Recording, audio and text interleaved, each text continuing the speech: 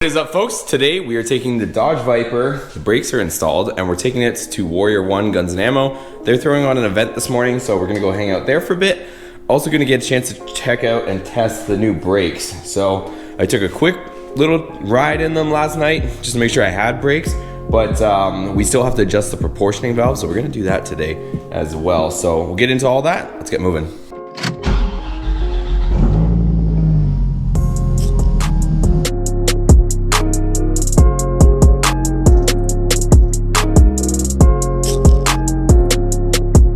Okay guys, so hopefully you can hear me okay. I know there's a lot of noise in this car, but I would never have been able to capture it on camera, but just hitting the brakes right now, it is so good that we have the proportioning valve in there because we are gonna need to adjust that thing. Two things, and hopefully this is all coming out clear, you guys can hear me. If not, I'll redo it, but when you put on the brakes right now, the back does lock and you can feel the back end kick. Not enough to like, I'm not going like, you know, 45 or 90 degrees sideways, but you can just feel it come out when you apply the brakes heavily, right? So you're just driving, you're just slowing down, it's fine. But if you try to like, you know, see what the brakes feel like, the back end does kick out. So one of the other things too is I have it right now. So fully clockwise is full line pressure, if you guys remember from my previous video. And right now I have it one full turn counterclockwise. So I've reduced the line pressure by one full turn and it's still kicking out. One other thing to note on that is that the rear tires are done. They need to be replaced. So the front tires are, you know, decent. I'm gonna get 4 new tires all the way around, but the front tires are decent. The rears are cooked, like way past what you should be driving them, like on their safe date stamp, and they're like hard as a rock. They're pretty much at the wear bars. I know if anybody's, you know, a Viper enthusiast, they know that's like extremely dangerous. I know, I agree, but as long as you can control the car and you're aware of it and you're not just blindly going out and smashing on the gas, it's just like any other car. But yeah, the back tires need to be replaced. So I think that's probably playing a bit of a factor. I have way more bite on the front of the car right now than the rear. So I don't know how much I want to dial it in, given that the back tires should be grabbing the, you know, the road surface more. But we'll keep driving here, and we'll probably turn it out one more full turn after our stop here at the car show, and we'll see what we get into.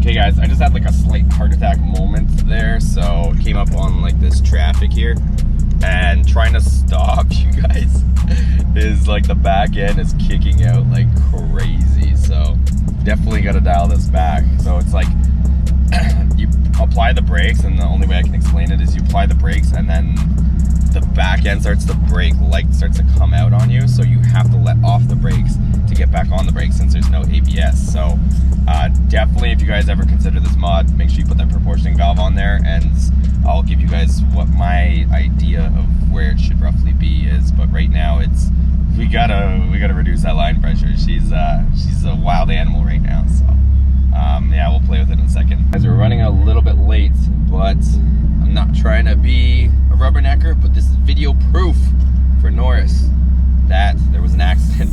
Because I know everybody likes to use that excuse, but there's some sort of accident up here. So I don't know, I gotta use this for video proof. Fire truck number 1. I don't know what's going on. Jeez, that's not good. They're up in them trees. Yikes. Let's go. Oh, a tunnel, you guys.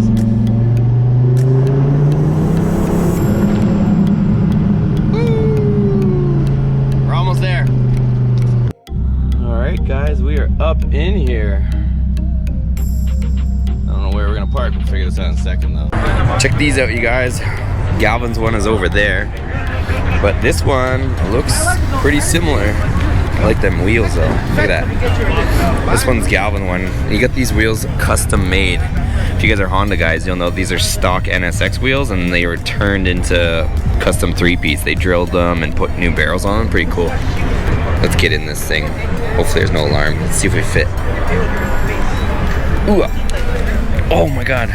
Oh. The seat. Oh. I fit. This thing's sick. go talk to Salam, who got pulled over. What'd you do, man? What'd you do? What's up, man? What happened? No, I slayed. Oh, was he cool though, or? Yeah. Ooh, Matt's McLaren sounding nasty.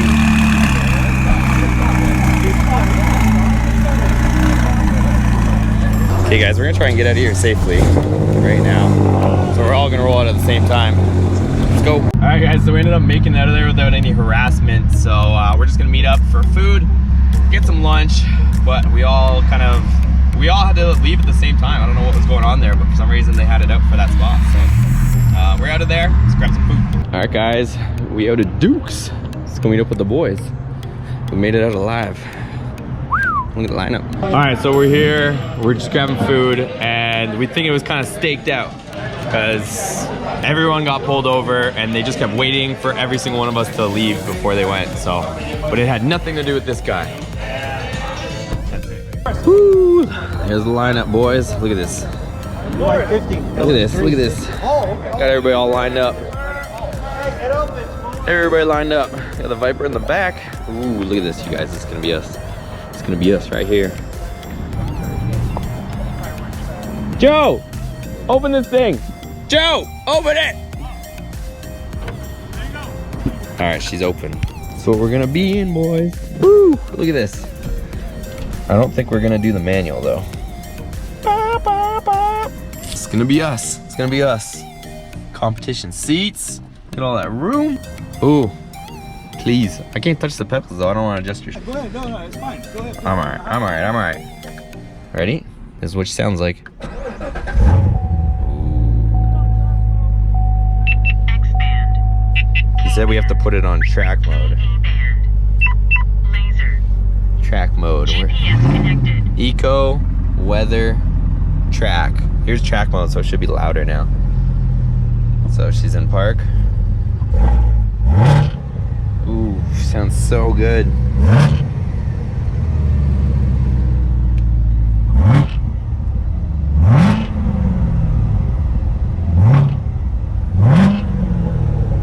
This thing is sick.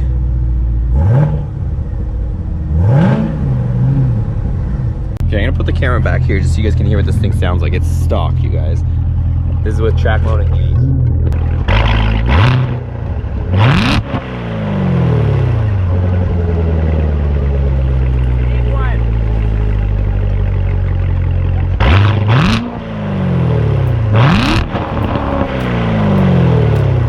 This thing sounds so good. Listen to this girl.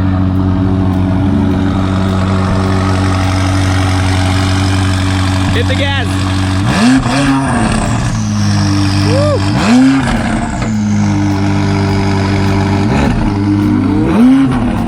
These are their selfie phones. Oh, selfie, selfie, selfie. Sound like the 335. Sounds like a tractor. Inline 6. Alright, Ben, hit it.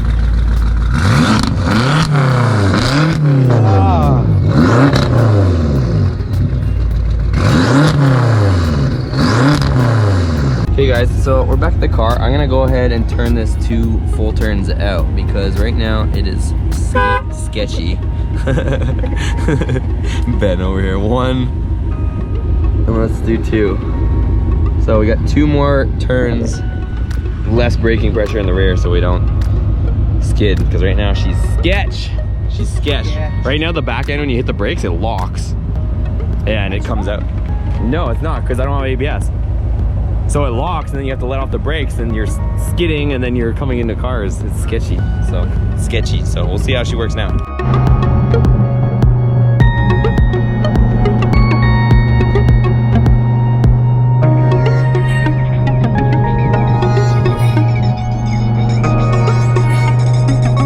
What's up, man? What's going on? I know, I saw the cop thing going on. What's going on? Yeah, it was crazy. Everybody was like getting pulled over. Are you serious? Yeah. All right, we're about to take off from Ben's. I'm gonna take out, I don't know, what do you think? 2 turns or 1 turn? I think 2. She's still skidding a little bit. 1, and then we'll do 2. So this is 4. I think That was like 12. Okay guys, so we're about 5 turns out, and right now it's a lot better. I think it's pretty close, but I think we can still go 1, maybe 2 turns further out counterclockwise to further reduce the rear brake pressure. Our back tires, like I said, they're not the best gauge for all this, since the back tires are much more worn than my fronts are right now. So the backs are going to be prone to locking up before the front, but I think I still want a bit more bias on the front. So at least right now it's acceptable. You can hit the brakes pretty hard and the back won't lock, whereas before it was pretty ruthless. So we'll test it out and see what we do. So watch, if we hit the brakes right now, it stops pretty good. But I don't know if you guys heard that. You can hear the back just like kind of gave up a little bit. Watch. Hear the back? That's the back tires before the front. So just a little bit more. Look at this view. It looks like an oasis. I don't know where the heck I am right now. Somewhere between Riverside and Redlands and Merino Valley, but I don't know where the heck I am. Ooh, now watch out how low this thing is.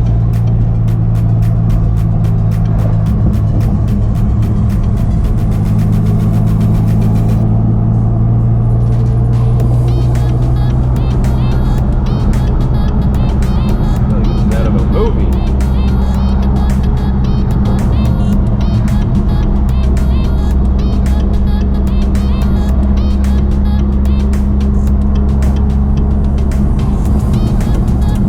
All right, folks, so we are back, and I just want to wrap up this video and let you guys know. So I am 5 turns out from fully clockwise on the on that proportioning valve. So I still need to go at least 1 or 2 turns out probably to be balanced, but I'm gonna keep you guys updated on that, on where I end up with my ultimate setting. We kind of ran out of time as well. So like I said, I do have old worn tires on the back, so it's not gonna be the best judge, but at the same time you need to at least be able to stop. So if I had 4 worn tires equally all the way around, it would be probably better to set this up. But even with that being said, I do need more braking pressure on the front, or maybe not so much more on the front, but less on the back, so that I can actually get this thing stopped. Because when it locks, since you don't have ABS, it skids, and you have to let off the brakes in order to stop the skid and then proceed to try to brake again. And it's kind of a weird game to play. So if you guys end up doing this mod where you put on these bigger brakes,